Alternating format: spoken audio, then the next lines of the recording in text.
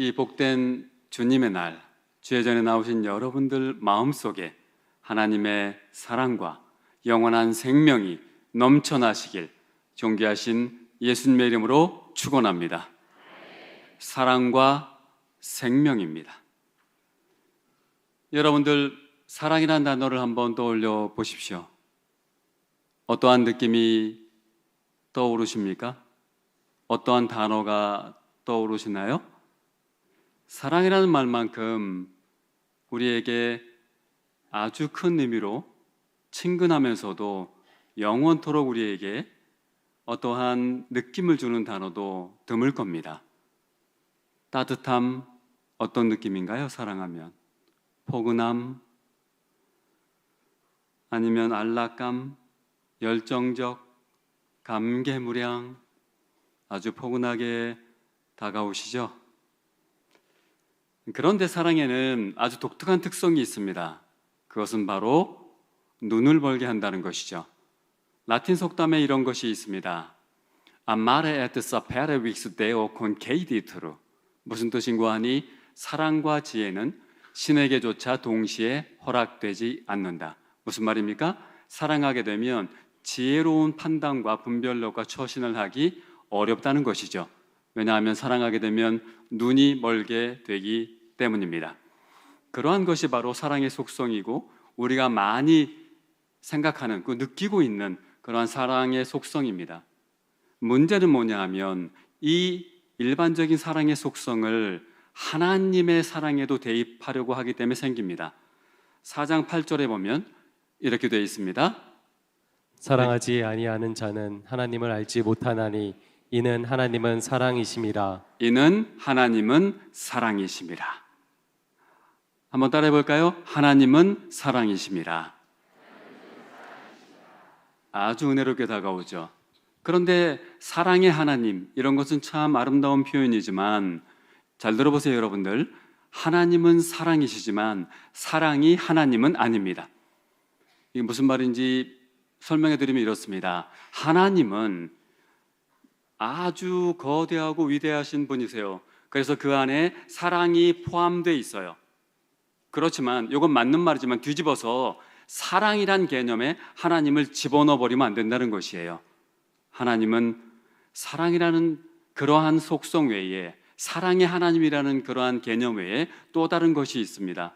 여러분들이 잘 아시는 건데 어떤 걸까요? 바로 공의의 하나님이세요. 야고보서 1장 17절에 따르면 뭐라고 얘기합니까? 하나님은 회전하는 그림자도 없으세요. 무슨 말입니까? 티끌 만한 부정한 것도 없으세요. 그렇기 때문에 죄가 들어오거나 불순종이 들어오거나 부정한 것이 들어올 때에 하나님의 속성 때문에 그것을 그대로 두고 보실 수가 없습니다. 그런데 우리는 오해하게 되면 사랑의 하나님이 뭘 그래? 다 사랑해 줘야지. 맹목적으로 사랑해 줘야지. 사랑의 하나님이라며 이렇게 얘기할 수 있다는 것이에요. 그것은 착각입니다. 어떤 착각입니까? 하나님이 누구신지 제대로 모르기 때문에 나오는 착각의 반응이라는 것이죠. 그런데 우리가 하나님의 그 놀라운 사랑을 힘입어서 예수님을 믿을 때에 우리에게 무엇이 주어집니까? 바로 생명이 주어집니다. 5장 13절에 오늘 우리가 읽은 말씀에 그렇게 되어 있습니다. 생명을 주셨다고 얘기해요. 한번 읽겠습니다. 5장 13절 띄워주시면 한번 시작. 내가 하나님의 아들의 이름을 믿는 너희에게 이것을 쓴 것은 너희로 하여금 너희에게 영생이 있음을 알게 하려 함이라. 아멘. 여러분들 마음속에 영생이 있음을 믿으십니까? 아멘. 여러분들 마음속에 하나님의 사랑으로 말미암아 영생이 주어졌습니다. 그리고 우리는 하나님의 자녀로서 사랑이 충만한 사람이며 또한 영원한 생명을 누리고 있는 사람입니다.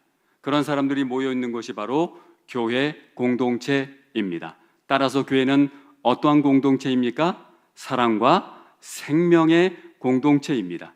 그 여러분들은 바로 사랑과 생명을 지닌 존재입니다. 믿어지시나요? 아멘. 옆에 사람에게 한번 인사하겠습니다. 당신은 사랑과 영생을 가지고 있습니다.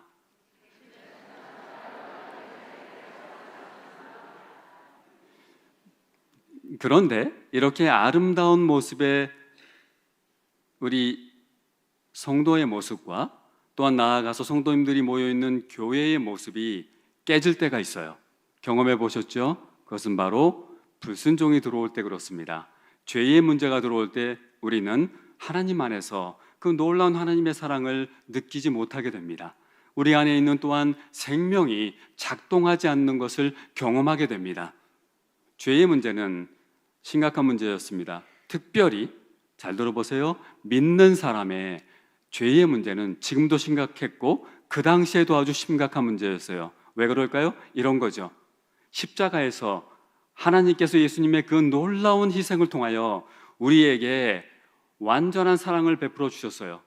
그리고 우리에게 영원한 생명을 주셨어요. 완전한 구원입니다. 그것을 우린 믿음으로 말미암아 얻었습니다. 그래서 우리가 죽은 다음에 천국 가는 건 물론이거니와 여기에서 이 땅에서 영원한 생명을 가진 존재로 살아가게 되었습니다. 그런데 죄를 짓잖아요. 심각한 문제죠. 여러분들 죄를 지으시죠? 대답하실 필요는 없습니다. 누구도 예외가 없습니다. 근데 죄의 문제가 들어오면 개인에 있는 하나님의 사랑도 깨지고 생명력도 사라집니다. 약화됩니다. 느끼시지 않습니까? 또한 공동체도 마찬가지입니다. 아까 말씀드린 대로 믿음의 공동체는 사랑과 생명의 공동체인데 죄의 문제가 들어올 때에 그 공동체는 더 이상 사랑과 또한 생명력이 있는 교회가 되지 못합니다. 잘 보지 않으셨습니까? 아니 보고 있지 않으십니까? 얼마나 많은 교회가 어려움을 겪고 있습니까? 여러 가지로 얘기할 수 있겠죠. 한국 교회가 어려움을 겪는 게 이유가 무엇이냐 설명할 수 있을 겁니다. 본질은 그겁니다. 사랑과 생명을 잃어버린 거죠. 무엇 때문에? 불순종 때문에. 교회가 그래서 얼마나 많은 교회가 힘들어하고 어렵고 이렇게 사그러져 갔는지 모릅니다. 그렇다면 그 문제를 어떻게 다루어야 될까요? 특별히 공동체 안에서 여러분이 섬기는 구역이나 또는 가정에서 또는 이 교회에서 이 문제를 어떻게 다루어야 될까요? 이것과 관련해서 오늘 하나님의 음성 듣기를 소원합니다. 오늘 죄와 관련해서 저희가 읽은 본문이 흥미로운 표현을 사용하고 있습니다. 5장 16절 17절인데 기억이 안 나시죠? 그걸 뭐라 그럽니까? 정상이라고 합니다. 금방 무슨 말씀입니까 목사님? 저는 기억납니다. 죄송합니다. 그럼 기억이 안 나시지만 염려할 필요가 없겠죠? 다시 보는 것이죠.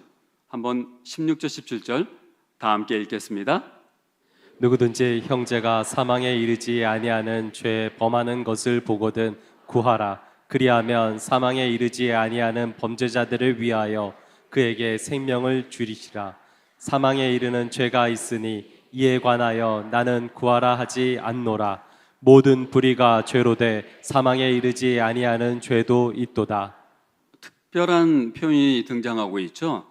사망에 이르게 하는 죄, 죽음에 이르게 하는 죄와 죽음에 이르게 하지 않는 죄를 얘기하고 있어요. 어떤 죄가 죽음에 이르게 하는 죄인가요? 아주 극악무도한 연쇄살인 그런 죄인가요? 아니면 얼마 전에 세상을 떠들썩하게 한 정모 씨, 정유정 씨죠. 그러한 아주 포악한 상상하기도 어려운 그런 죄가 죽음에 이르게 하는 그런 죄일까요? 아니면 세상을 지금 시끌시끌하게 만드는 동성애 같은 문제, 얼마 전에 대구에서 그런 충돌이 있었죠? 동성애 같은 죄가 죽음에 이르게 하는 죄일까요? 이것에 대한 답을 찾기 위해서 동성애 문제를 한번 살펴보려고 합니다. 왜냐하면 동성애가 어떤 죄인지, 죽음에 이르게 하는 죄인지 아닌지 이거 분별하게 되면 죽음에 이르게 하는 죄가 무엇인지 우리가 답을 찾아갈 수 있기 때문입니다. 로마서 1장을 보면 사도 바울이 이렇게 얘기합니다. 로마서 1장 26절에서 28절입니다. 시작. 이 때문에 하나님께서 그들을 부끄러운 욕심에 내버려 두셨으니 곧 그들의 여자들도 순리대로 쓸 것을 바꾸어 영리로 쓰며 그와 같이 남자들도 순리대로 여자 쓰기를 버리고 서로 향하여 음욕이 불릴 듯하며 남자가 남자와 더불어 부끄러운 일을 행하여 그들의 그릇됨에 상당한 보응을 그들 자신이 받았느니라. 또한 그들이 마음에 하나님 두기를 싫어하매 하나님께서 그들을 그 상실한 마음대로 내버려 두사 합당하지 못한 일을 하게 하셨으니. 사도 바울은 여기서 동성애를 맹렬하게 비난하면서 그것을 하나님을 마음에 두기 싫어하는 것하고 연결시켜요. 하나님을 마음에 두기를 싫어하기 때문에 동성애를 한다, 그렇게 얘기합니다. 그러면서 그런 사람들이 심판을 피하지 못할 것이라고 얘기하죠. 그런데 2장 1절에서 3절에 보면 유대인 곧 하나님께 선택받은 백성들에게도 다른 불법을 저지르면 용서받을 수 없고 하나님의 심판을 면할 수 없다라고 선언합니다. 한번 띄워주시면 읽겠습니다. 그러므로 남을 판단하는 사람아, 누구를 막론하고 내가 핑계하지 못할 것은 남을 판단하는 것으로 내가 너를 정죄함이니 판단하는 내가 같은 일을 행함이니라. 이런 일을 행하는 자에게 하나님의 심판이 진리대로 되는 줄 우리가 아노라. 이런 일을 행하는 자를 판단하고도 같은 일을 행하는 사람아, 내가 하나님의 심판을 피할 줄로 생각하느냐. 네, 따라서 동성애뿐만 아니라 다른 죄악들도 동일한 불법이고 형벌과 심판을 피할 수 없죠. 죄의 삭은 사망이죠.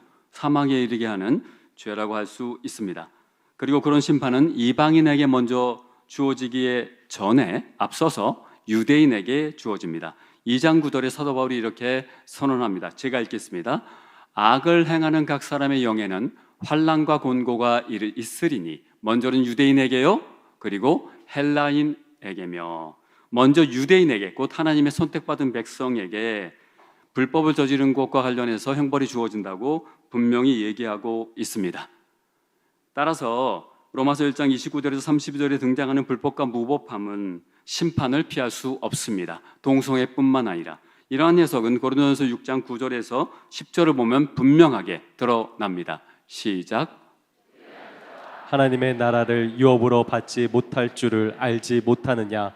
미혹을 받지 말라. 음행하는 자나 우상 숭배하는 자나 간음하는 자나 탐색하는 자나 남색하는 자나 도적이나 탐욕을 부리는 자나 술 취하는 자나 목욕하는 자나 속여 빼앗는 자들은 하나님의 나라를 유업으로 받지 못하리라. 그대로 놔두시면 9절에 보면 남색하는 자나 탐색하는 자나 이렇게 되어 있어요. 남색하는 자, 탐색하는 자는 동성애를 얘기해요.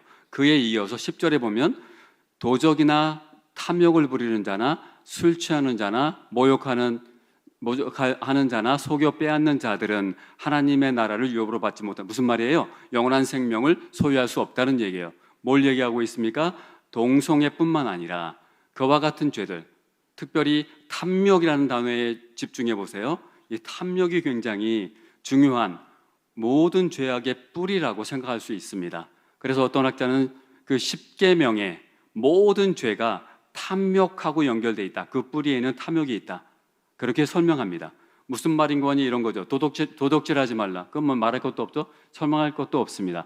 그런데 첫 번째 계명, 아주 중요한 첫 번째, 두 번째 계명, 나 외에 다른 신을 내게 두지 말라. 이게 어떻게 탐욕하고 연결됩니까? 사람들이 왜 하나님 외에 다른 것을 신으로 삼고자 합니까? 자기 욕망을 채워달라고 그러는 거죠. 안식일 어떻습니까? 안식일을 거룩하게 구별하여 잘 지키지 않는 것, 왜 여기입니까? 안식일에 자기 하고 싶은 거 하려고 그러는 것이죠. 탐욕이 그 뿌리에 있다는 것이죠. 그런데 탐욕에서 자유로울 사람은 아마 우리 가운데 없을 겁니다. 어떤 탐욕이든지 돈에 대한 것이든 명예에 대한 것이든 인정에 대한 것이건 또는 자녀에 대한 것이건 그 탐욕이 있을 수 있다는 것이죠. 그러한 것까지도 하나님 앞에서 용서받을 수 없는, 하나님 앞에서는 불법인 그러한 죄라고 사도 바울은 분명하게 언급하고 있습니다. 그러므로 특정한 죄가 죽음에 이르게 하는 죄 혹은 죽음에 이르게 하지 않는 죄라고 말할 수 없습니다. 그렇다면 왜 사도 요한은 장로 요한이라고도 하는데 우리가 알고 있는 그 사도 요한입니다. 사도 요한은 이런 표현을 했던 것일까요? 어떤 의미일까요? 그냥 뭐 대충 됐겠지 그러지는 않으시라고 생각합니다. 적어도 더 사나이 교회 성도님들은 궁금해할 것 같아요. 궁금하시죠? 궁금하면 들으셔야죠. 이것을 해석할 때에 그 당시에 요한 일서의 대상 교회인 요한 교회의 상황을 잘 이해해야 될 것 같습니다. 요한 교회라고 하는 것은 이 사도 요한이 목회를 해서 세우고 또한 가르친 그러한 교회를 얘기합니다. 그 교회에 그런데 놀랍게도 잘 들어보세요, 여러분들. 사도 요한이 얼마나 능력 있는 종이었어요. 예수님의 제자 중에서 3인방 중에 핵심 3인방 중에 하나였잖아요. 그렇죠? 근데 그런 분이 목회한 교회에도 이단자가 등장합니다. 그 교회의 구성원 중에 어떤 분들이 잘못된 이단 사상을 받아들였어요. 그래서 그 사람들이 요한교회에서 분리해 나갑니다. 그래서 편의상 분리주의자라고 부르는데요. 이분들이 어떤 분들이냐 하면 영만 중요하다고 하는 거예요. 육은 중요하지 않다는 것이에요. 그러니까 뭘 부정합니까? 예수님의 성육신, 성자의 성육신을 부인해요. 무슨 말이에요? 나사렛 예수가 하나님의 아들이 아니라고 보는 거예요. 육체가 아니야 이렇게 보죠. 그러면 어떻게 설명할까요? 여러 가지 방법이 있는데 그 중에 대표적인 거 하나 설명하면 이렇습니다. 예수님께서 세례요한에게 세례를 받으실 때에 나사렛 예수가 받으실 때에 성자 하나님의 영이 들어갔다는 거예요. 그 몸을 빌렸다는 거예요. 그리고 십자가에 달려서 죽기 전에 또는 고난당하기 전에 하늘로 올라갔다는 것이에요. 따라서 성육신은 필요 없고 육신의 찢김 이런 것은 큰 의미가 없다. 이렇게 보는 겁니다. 더 중요한 것은 이것이에요. 구원론과 죄론이에요. 구원론이 이렇습니다. 영지주의가 무엇인가니 영을 강조한다고 그랬죠? 특별히 지식을 강조해요. 그러니까 아주 탁월한 고도의 지식의 단계가 있는데 최상의 지식에 도달하게 되면 잘 들어보세요. 어떠한 죄를 저질러도 죄가 되지 않는다라고 주장을 했어요. 아니면 참된 구원을 받았으면 그 후에는 어떠한 죄를 저질러도 죄가 되지 않는다. 어디서 많이 듣던 소리 아닙니까? 지금도 있어요. 구원파입니다. 놀랍죠, 그죠? 그 뿌리가 맞습니다. 네, 뿌리가 여기까지 올라갑니다. 이게 80년, 90년이거든요. AD. 그러니까 그때에도 이미 이 성도의 죄의 문제가 얼마나 심각했는지 알 수 있어요. 그러면서 이단자들의 사상이 치고 들어와서 그로 말미암아 어떻게 됐습니까? 교회가 분란이 일어나게 됐다는 것이죠. 근데 그 사람들의 주장이에요. 그 사람들의 주장의 핵심이 무엇이었어요? 죄를 지어도 자기네들은 죄가 되지 않는다고 하는 거죠. 그러다 보니까 어떤 일이 발생합니까? 죄를 인정하지 않는 거죠. 인정하지 않으니까 회개하지도 않아요. 뉘우치지도 않아요. 그런 죄가 바로 죽음에 이르게 하는 죄예요. 그 사람들 지금식으로 하면 어떤 겁니까? 아야, 다 그래. 예수 믿은 지 나 오래됐는데 뭐 옆에 사람들 다 하더구만. 그게 뭐 죄냐? 다 해. 요즘에 안 하는 사람 어디 있어? 이렇게 하면서 자기 죄를 합리화하면서 뉘우치지 않고 돌이키지 않고 하나님께 회개하지 않는 죄가 바로 그러한 죄라는 것이에요. 특별히 그 당시에 이런 것이 있었습니다. 그 교회 안에 정말 가난해서 먹을 게 하나도 없고 쩔쩔이 굶는 사람이 있었어요. 그런데 자기는 좀 가주 있어요. 먹을 게 많이 있어요. 그런데 도와주지 않아요. 왜? 영이 중요하지 육이 왜 중요해? 육신의 필요는 필요 없어. 이러고 도와주지 않는 일이 발생했어요. 그게 상황입니다. 이러한 이해를 가지고서 여러분들 3장 6절 9절을 봐야 무슨 말씀인지 이해가 됩니다. 3장 6절 9절 시작. 그 안에 거하는 자마다 범죄하지 아니하나니 범죄하는 자마다 그를 보지도 못하였고 그를 알지도 못하였느니라. 하나님께로부터 난 자마다 죄를 짓지 아니하나니 이는 하나님의 씨가 그의 속에 거함이요 그도 범죄하지 못한 것은 하나님께로부터 났음이라. 심각한 선언이죠. 심각하게 읽으신 적 있으신가요? 하나님께로부터 나온 자마다, 다시 말해서 신자마다, 성도마다 죄를 짓지 않는다라고 얘기해요. 어떻게 읽으세요? 그냥 뭐 그럴 리가 있나 이렇게 넘어가시나요? 더 사랑의 교회 성도님들은 그렇지 않으리라고 생각합니다. 왜냐하면 이은호 목사님이 그렇게 성경을 보지 않으시거든요. 이 목사님을 제가 참 좋아하고 존경하는 중요한 이유입니다. 말씀을 진지하게 붙들고 해석하고 이게 무슨 뜻일까? 이게 어떻게 해석하는 것이 올바를까? 너무나 고민을 많이 하시고 온 힘을 다해서 연구하는 분이세요. 그런 설교를 여러분이 듣고 계시기 때문에 여러분들도 이 성경 구절을 금방 3장 6절 9절을 읽으면서 궁금해 하시리라고 생각합니다. 궁금하시죠? 어떻게 해석해야 될까? 좀 전에 설명드린 그런 방식으로 해석해야 됩니다. 하나님께로부터 나음을 받은 자마다 계속해서 동일한 죄를 짓지 않는다는 것이죠. 그런데 계속해서 짓지 않는 것보다 더 중요한 게 있어요. 무엇인가 하니 그렇게 하는 이유예요. 계속해서 죄를 짓는 이유. 그건 왜 그런 거 하니? 합리화시키고 인정하지 않는다는 것이에요. 그래서 무슨 말입니까? 성도는 어떤 사람이에요? 성도는 잘못을 할 수 있지만 인정하고 돌이키고 뉘우치고 회개하는 그러한 존재라는 것이에요. 성도는 죄를 짓지 않는 사람이 아니라 죄를 지을 수도 있지만 하나님께 돌이키는 사람이라는 것이에요. 3장 6절 9절에서 말하는 죄를 짓지 않는다는 것은 죄를 하나도 안 짓는다는 의미가 아니라 그렇게 자기 합리화를 하면서 반복해서 뭐 그런 건데 뭐 하면서 이렇게 양심에 화인 맞은 것처럼 신앙 양심이 없는 것처럼 그렇게 죄를 저질러대지 않는다는 의미입니다. 따라서 죽음에 이르게 하는 죄는 어떤 특정한 죄를 가리키는 것이 아니라 인정하지 않으면서 뉘우치지도 회개하지도 않는 죄입니다. 그렇기 때문에 극악무도한 죄를 지은 사람도 용서받을 수 있다는 것이죠. 여러분에게 여쭤볼게요.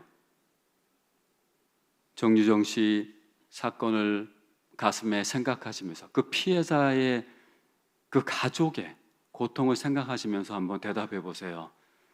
정유정 씨도 용서받을 수 있을까요? 쉽게 대답이 안 나옵니다. 솔직히 말씀드리면. 그리고 대답하기 싫습니다. 하지만 성경 말씀을 따라 대답을 해드려야 되겠습니다. 그런 인간적으로 볼 때에 폐륜적이고 극악무도한 잘못을 한 사람도 진심으로 뉘우치고 하나님 앞에서 자복하고 회개하면 하나님께서 받아주시는 사랑의 하나님이십니다. 어렵게 말씀드렸습니다. 하지만 그것은 성경이 보여주고 있는 진리입니다. 사실 그런데 그것이 우리에게도 위로가 되기도 합니다. 하나님 앞에서 우리가 얼마나 많은 잘못을 저지릅니까? 그러나 하나님은 언제나 받아주실 준비가 되어 있으십니다.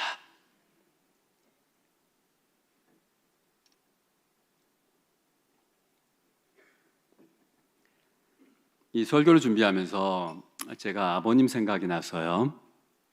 저희 아버님은 저기 평북 이북 평안북도죠. 평북 철산 출신이세요. 선천 그쪽에 출신이신데 거기가 기독교가 아주 융성했던 지역입니다. 초창기에.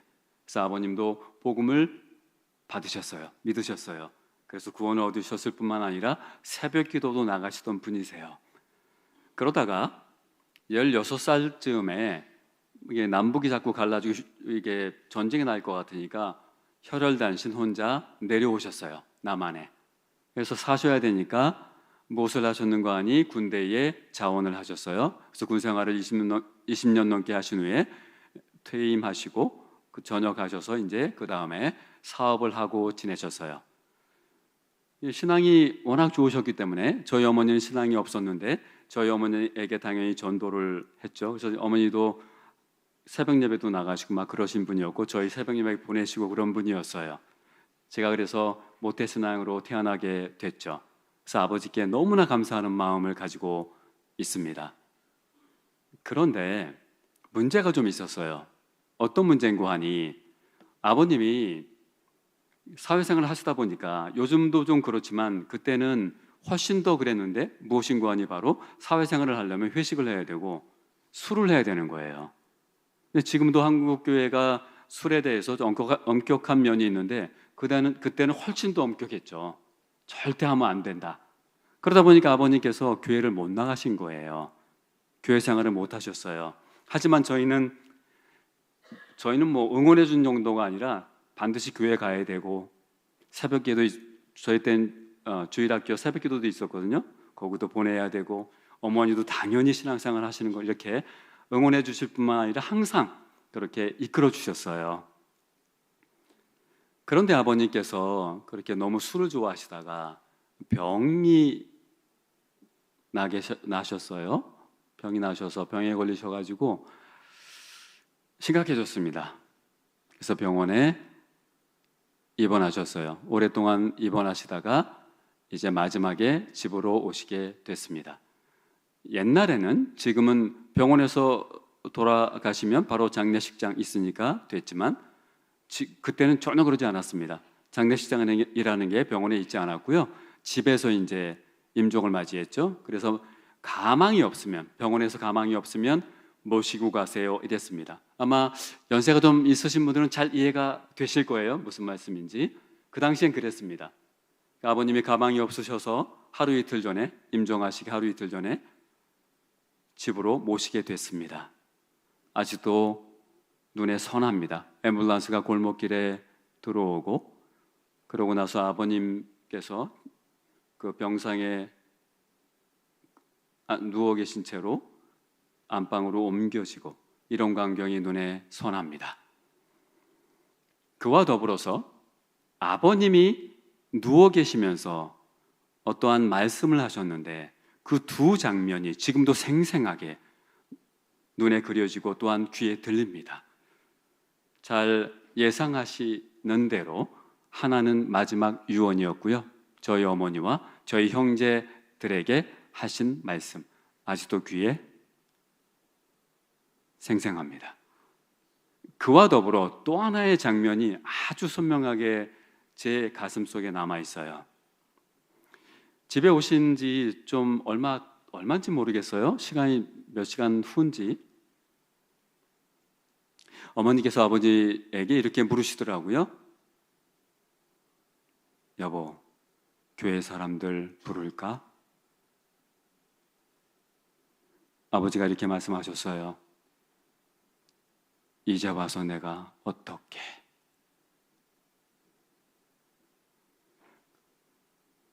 만일 지금 제가 그 옆에 있었다면 이렇게 외쳤을 거예요. 아버지, 괜찮아요. 하나님의 사랑은 너무나 커요. 지금이라도 하나님께 나아가시면 하나님께서 아버지를 받아주시고 영원한 처소로 인도하실 거예요. 이렇게 말씀드렸을 거예요. 하지만 너무나 어려서 10살이었습니다. 그렇게 말씀드릴 수가 없었죠. 그럼에도 불구하고 이런 것은 남아 있습니다. 아버지께서 새벽 기도까지 나가실 정도로 신앙생활 열심히 하셨고, 저희들 계속 신앙생활 하도록 독려하셨고, 그런 것을 고려해 볼 때에 그 병원에 오래 계시면서 하나님과 대화를 하시지 않았을까 하는 생각을 합니다. 그렇게 생각하는 이유는 그렇게 대답하셨기 때문에 또 그런 것 같아요. 대답을, 무슨 말씀인고 하니, 하나님과 이 관계 속에서는 뭘 하셨을 수 있는데 교회는 거기 사람들을 부른다는 건 불편하셨을 수도 있겠다, 그런 생각을 하게 됩니다. 어쨌거나 중요한 것은 무엇입니까? 우리가 생각할 때는, 인간적으로 생각할 때는 나 같은 사람을 받아주실까 하는 마음이, 내가 또 잘못했는데 받아주실까 하는 생각이 들 수 있다는 것이에요. 하지만 하나님의 사랑은 너무나 크다는 것이죠.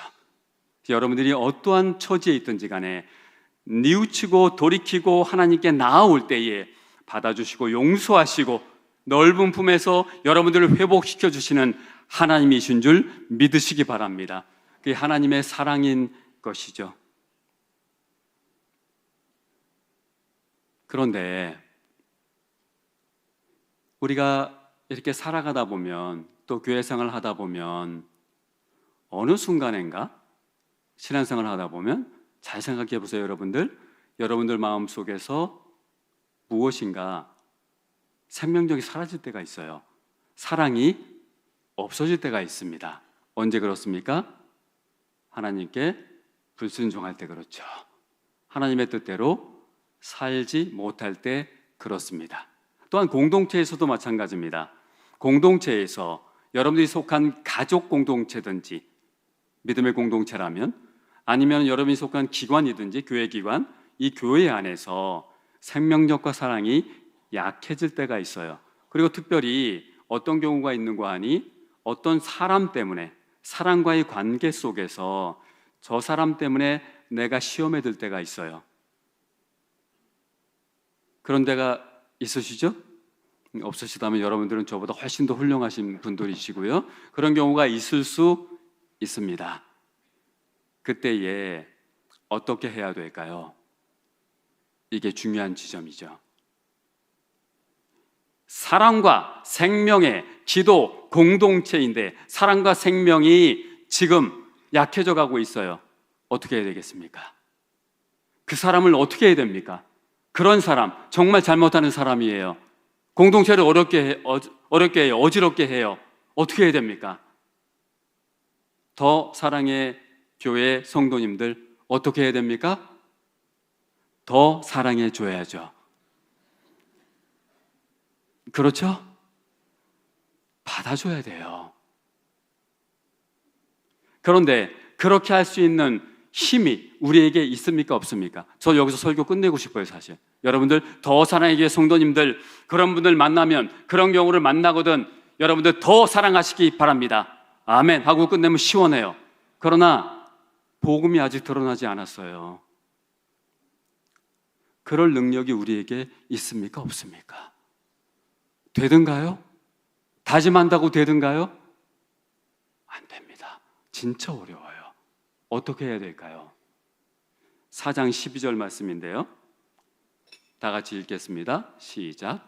어느 때나 하나님을 본 사람이 없으되 만일 우리가 서로 사랑하면 하나님이 우리 안에 거하시고 그의 사랑이 우리 안에 온전히 이루어지느니라. 가만히 보시면, 여기 보시면 이 번역이 좀 아쉬워요. 이 번역에 따르면 어떻게 되는 것처럼 보입니까? 서로 사랑하게 되면, 그렇게 사랑하게 되면 하나님의 사랑이 우리 가운데 이루어진다, 이렇게 들려요. 그러나 원문은 그런 뜻이 아니에요. 원문은 무슨 뜻이냐면, 잘 보세요 여러분들, 거꾸로입니다. 이미 하나님의 사랑이 완성되어 있으면 사랑하게 된다는 것이에요. 그래서 우리가 서로 사랑하는 것을 보면 그 안에 이미 완전한 하나님의 사랑이 작동하고 있는 것을 알게 된다는 것이지, 사랑이 이루어진다는 것이 아니에요. 복음이 아주 명쾌하게 요한일서에서도 드러납니다. 복음의 본질입니다. 우리가 사랑할 수 있는 건 무엇입니까? 하나님의 완전한 사랑이에요. 예수님의 십자가 사건을 통해서 하나님은 완전한 사랑을 이루어 놓으셨어요. 우리는 예수님을 믿음으로 말미암아 그 완전한 사랑을 우리 마음속에 가지게 됩니다. 그 사랑을 가지고 그 사랑을 힘입어서 우리가 그렇게 어려운 상황 가운데서 사랑할 수 없는 사람들을 사랑하게 된다는 것이에요. 이게 복음이지 않습니까? 아멘. 할 수 없어요, 여러분들. 우린 못합니다. 그러나 누가 우리를 하게 해주십니까? 하나님의 사랑이, 하나님이 가지고 계신 사랑이 그렇게 하게 해 주신다는 말씀이시죠. 이때에 우리가 사랑하는 것은 맹목적 사랑이 아닙니다. 맹목적 사랑은 무엇입니까? 잘못에 눈 감아 버리는 거죠. 잘못한 주도 괜찮아. 그 사랑이 아니고 무조건적 사랑이죠. 맹목적 사랑이 아니고 무조건적 사랑이에요. 어떤 차이가 있습니까? 잘못인 줄 알아요. 그 형제 자매가 분명 불편하게 하는데 제가 불편해서 그런 게 아니라 진짜 공동체를 위해서 해롭게 하는 게 있어요. 분별해요. 알고 있어요. 하지만 사랑하는 거죠. 사랑해서 어떻게 해야 됩니까? 오늘 본문 말씀은 5장 16절 이렇게 얘기합니다. 뭘 하라고 얘기합니까? 시작. 만일 누군가가 그의 형제 자매가 죽음으로 향하게 하지 않는 죄 짓는 것을 본다면 그는 간구할 것이고 그는 저에게 생명을 주게 될 것이다. 뭘 하라고 얘기합니까? 기도하라고 얘기하고 있어요. 그 사람을 위해서 기도하라는 것이에요. 여러분들을 불편하게 하는 사람을 위해서 첫 번째 해야 될 것이 있으니 기도하라는 것이에요. 여러분들의 생명력이 약해지는 경우가 있는데 그때 해야 될 첫 번째가 뭐라고 말씀하고 있습니까? 기도하라는 것이에요. 특별히 다른 사람과의 관계에서 오늘 영상 보다 깜짝 놀랐는데 골든 트라이앵글이라는 얘기가 나왔었어요. 기억이 안 나시면 나중에 다시 한번 봐보세요. 깜짝 놀랐는데 제가 말하는 골든 트라이앵글은 다른 의미입니다. 우리는 신자는 하나님 안에서 골든 트라이앵글, 황금 삼각형을 가지고 있어요. 다른 사람과의 관계에서 저 사람이 나를 불편하게 해요. 어떤 이유에서인지 하여튼 잘못할 수도 있고 불편하게 여러 가지 이유 때문에 그럴 수 있어요. 그때에 우리는 그 사람에게 가서 지적하고 그러면 안 된다고 말하고 뭐 그럴 수도 있죠. 커피 한잔하고 뭐 그럴 수도 있죠.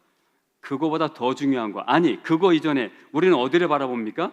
성도는 위를 바라봐요. 위에 누가 계세요? 하나님이 계세요. 하나님께 기도해요. 그 사람을 위해서 간구해요. 이 놀라운 골든 트라이앵글의 관계를 잘 이해하고 있어야 된다는 것이죠. 우리가 기도할 때 그래서 어떤 일이 발생합니까? 그 사람에게 다시 생명력이 주어진다는 것이에요. 5장 16절에 보면 여러분들 개역개정에는 하나님이 생명을 주실 것이다 이렇게 번역했어요. 그런데 원문은 사실은 이게 제가 번역한 건데 딱 이렇게 되어 있습니다. 누군가 그의 형제자매가 죽음으로 향하게 하지 않는 죄 짓는 것을 본다면 그는 기도할 것이고 그가 기도하는 사람이 저에게 범죄하는 자에게 생명을 줄 것이다 이렇게 얘기합니다. 놀랍지 않습니까? 왜 이렇게 사도 요한이 이렇게 강렬하게 얘기했을까요? 기도의 능력을 강조하고 있어요. 우리가 가지고 있는 비밀병기입니다. 성도가 가지고 있는 비밀병기 무엇입니까? 기도예요. 기도를 통해서 하나님께 나아가고 하나님께 나아가게 되면 우리가 그 생명을 잃어가는 형제나 자매에게 생명까지도 줄 수 있는 그러한 존재가 된다는 것이에요. 기도를 통하여. 물론 하나님이 주시죠, 궁극적으로. 그러나 우리의 기도를 통하여. 이것을 사도 요한은 강조하고 싶어 합니다. 왜요? 이단자들이 몰려올 때, 내가 흔들릴 때에, 내가 범죄해서 또 내가 실수해서 내 생명력이 사라질 때에, 또는 내 형제 자매가 범죄함으로 불순종함으로 우리 공동체에 생명력이 사라지고 사랑이 약해지게 될 때에 우리가 기도함으로 해서 다시 사랑이 솟구쳐 오르고 생명력이 살아나는 역사가 나타나기 때문입니다. 여러분들 사랑한다면 기도하세요. 따라 하시겠습니까? 사랑한다면 기도합시다. 미워한다면 더욱 기도합시다. 기도는 행위 언어예요. 따라하지 마시고요. 기도는 행위 언어예요. 어떤 행위입니까? 내가 하나님을 믿습니다. 내 능력을 의지하지 않아요. 하나님을 기대합니다. 하나님께서 이 문제를 해결해 주실 분임을 믿습니다 하는 것이 바로 기도 행위예요. 그런데 기도하지 않는 것도 행위 언어입니다. 기도하지 않는 것, 어떤 행위 언어인가요? 나는 믿지 않아요. 나는 기대하지 않아요. 그냥 해결할래요. 이렇게 넘어가는 것이죠. 이제 말씀을 맺겠습니다. 여러분들에게 묻겠습니다. 여러분들 마음속에 완전한 사랑으로 하나님이 이루어 놓으신 그 영원한 생명을 소유하고 계신가요? 여기만 아멘 하시네. 2층에 계신 분들 어떠신가요? 여러분들 그러한 영원한 생명을 하나님의 완전한 사랑 가운데 소유하고 계십니까? 아멘. 두 번째 묻겠습니다. 그렇다면 이 더 사랑의 교회는 사랑과 생명의 공동체인데 정말 사랑이 넘쳐나고 생명이 솟아나는 그러한 공동체인가요?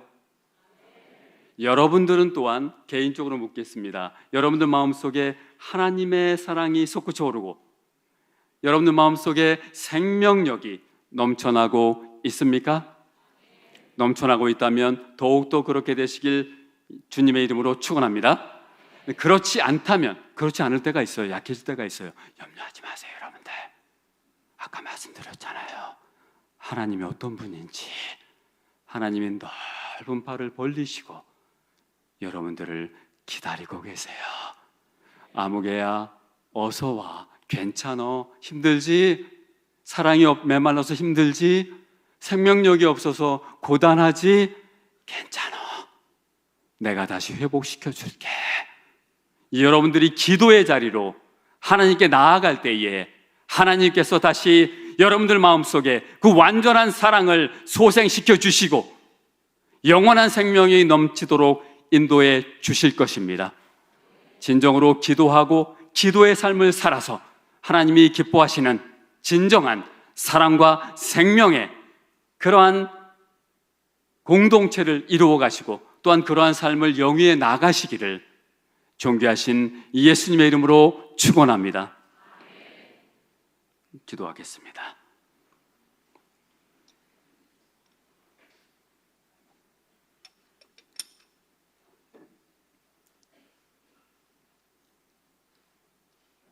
존귀하신 주님, 감사합니다. 우리를 사랑해 주셔서 아들을 보내주시고 예수님의 십자가 사건을 통하여 우리 가운데 완전한 사랑을 심어주셨으니 감사합니다. 또한 그 사랑을 힘입어서 우리에게 영원한 생명을 지금 현재 누리게 하시니 감사합니다. 이 사랑을 잊어버리지 않게 도와주시고 잊어버리고 잃어버렸을 때에는 주님께 기도하고 사랑의 하나님께 나아감으로 말미암아 다시 회복하고 하나님이 기뻐하시는 그러한 모습으로 회복되도록 하나님 은혜를 부어 주시옵소서. 이 모든 말씀 살아계셔서 우리와 함께 하시는 예수님의 이름으로 기도합니다. 아멘.